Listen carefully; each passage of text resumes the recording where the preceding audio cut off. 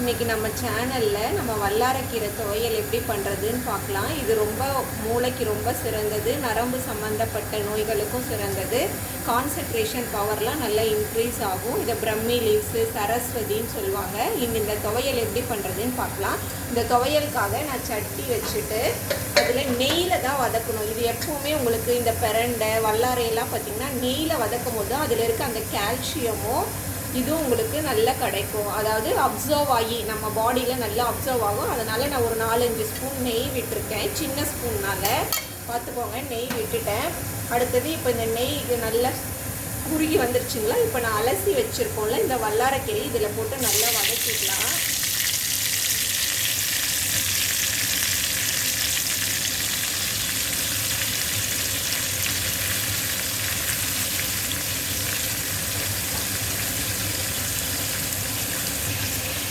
பாருங்கள், நெய்யில் போட்டு நல்லா வதக்கிக்கலாம். எப்படி வதக்குறதுன்னு உங்களுக்கு அந்த ரொம்ப நேரம் வதக்கணும்னு இல்லை, உங்களுக்கு நல்லா அந்த தண்ணியெல்லாம் நல்லா சுண்டி வந்தால் போதும். இந்த நான் வல்லாரக்கீரை நம்மளுடைய சேனலில் ஏற்கனவே தேங்காய் சட்னி நான் ஒன்று செஞ்சுருப்பேன். கொங்கு ஸ்டைல் தக்காளி குருமாவும் தேங்காய் சட்னியும். அதில் இந்த வல்லாரக்கீரையை அப்படியே நம்ம கொத்தமல்லிக்கு பதிலாக ஆட் பண்ணி செய்யலான்னு சொல்லியிருக்கேன். அது நம்ம சேனலில் இருக்குது, அதை பார்த்துக்கோங்க. அதனால் இந்த வல்லாரையை ஓரளவுக்கு நல்லா வதக்கினா போதும். ஆனால் நெய்யில் தான் வதக்கணும், அப்போ தான் உங்களுக்கு அந்த டேஸ்ட்டு ரொம்ப நல்லாயிருக்கும். இதை நல்லா கொஞ்சம் நேரம் வதக்கி எடுத்துக்கலாம். இப்போ பாருங்கள், நெய்யில் நல்லா வதங்கிட்டு இருக்கு வல்லாரை. இது நல்லா நெய்யில் வதங்கி வரட்டும். அதுக்கு தேவையானது என்னென்ன நம்ம இந்த துவையலுக்கு போடுறோங்கிறது உங்களுக்கு நான் சொல்கிறேன். இங்கே பாருங்கள், கடலைப்பருப்பு 1 டீஸ்பூன், உளுந்து, தனியா முழு தனியா எடுத்து வச்சுருக்கேன். அடுத்தது சின்ன வெங்காயம், ஒரு 10 பல் பூண்டு, தக்காளி,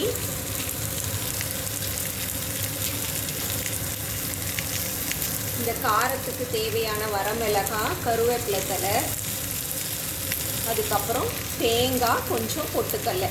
அவ்வளோதான் இதுக்கு நம்ம தேவையானது. இது எல்லாத்தையும் நல்ல இந்த வல்லாரக்கீரை வதங்கின பிறகு இதை எடுத்து வச்சுட்டு மறுபடியும் நெய் போட்டு நம்ம இந்த உளுந்து, கடலைப்பருப்பு, தனியா, வரமிளகாய் இதெல்லாம் போட்டு வறுத்துட்டு இந்த தேங்காயும் பொட்டுக்கல்லையும் வச்சு நம்ம அரைச்சி சாப்பிட்டோம் அப்படின்னா துவையல் ரொம்ப டேஸ்ட்டாக இருக்கும். இப்போ பார்க்கலாம் வாங்க எவ்வளோ வதங்கியிருக்குன்னு.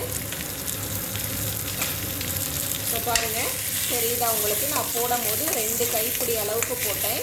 இப்போ நல்லா வதங்கி சுருளை வந்திருக்கு, தெரியுதுங்களா உங்களுக்கு? பார்த்திங்களா, ரொம்ப குறைஞ்சிருச்சு. இந்த ஸ்டேஜில் நம்ம எடுத்து வச்சுட்டு மற்ற பொருளெல்லாம் வறுத்து எடுத்துக்கலாம். இப்போ பாருங்கள், நான் தனியாக எடுத்து வச்சுட்டேன் அந்த கீரையை வதக்கி, தெரியுதா உங்களுக்கு?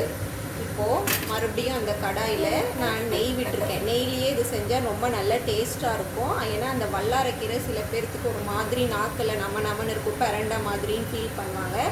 அதெல்லாம் இல்லாமல் செஞ்சிங்க அப்படின்னா இந்த நெய்யில் போட்டு செய்யும்போது உங்களுக்கு டேஸ்ட்டு ரொம்ப நல்லாயிருக்கும். இப்போ மறுபடியும் நான் 2-3 ஸ்பூன் நெய் விட்டுருக்கேன். நெய் விட்டுட்டு அதில் கொஞ்சமாக கடுகு போட்டுக்கிறேன். கடுகு நல்லா பொரியட்டும்.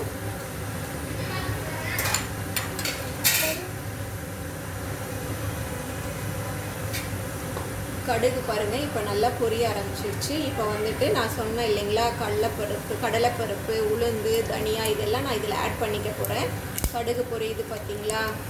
இப்போ நான் பாருங்கள் இது எல்லாத்தையும் அப்படியே ஆட் பண்ணிடுறேன். இதில் ஆட் பண்ணிவிட்டு உங்கள்கிட்ட காமிச்சேன் இல்லையா வரமிளகாவும் கருவேப்பிலை தழை, அதையும் நான் இதில் ஆட் பண்ணிவிட்டு அடுத்தது அது கொஞ்சம் நல்லா செவந்து வரட்டும். நம்ம இந்த சின்ன வெங்காயமும் பூண்டும் இதில் ஆட் பண்ணிக்கலாம். நல்லா மிக்ஸ் பண்ணி விடுங்க.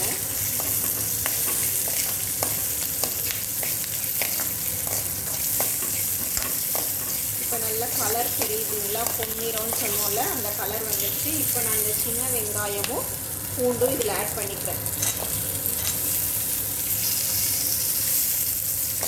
இது எல்லாத்தையும் ஒரு 5 to 10 மினிட்ஸ் நல்லா அந்த நெய்யிலேயே வறுத்து எடுத்துக்கோங்க.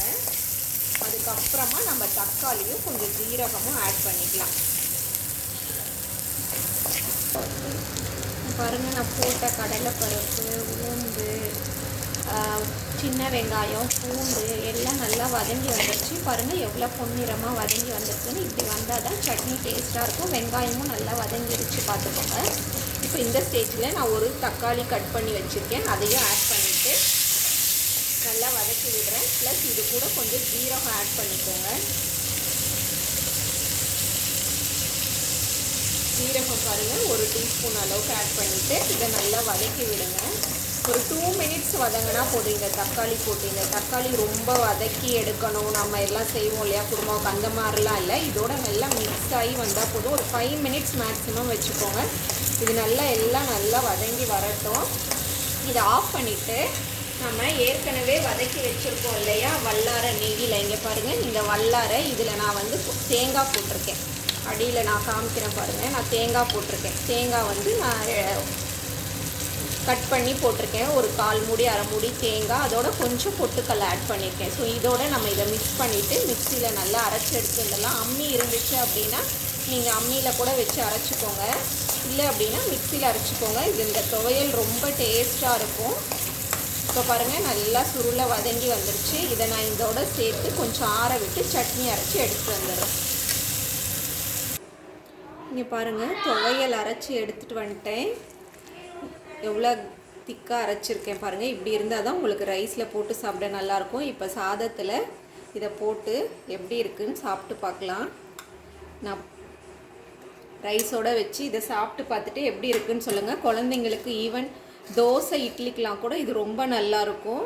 சப்பாத்திக்கு நீங்கள் ட்ரை பண்ணி பார்த்துட்டு எப்படி இருக்குதுன்னு சொல்லுங்கள். தேங்க்யூ.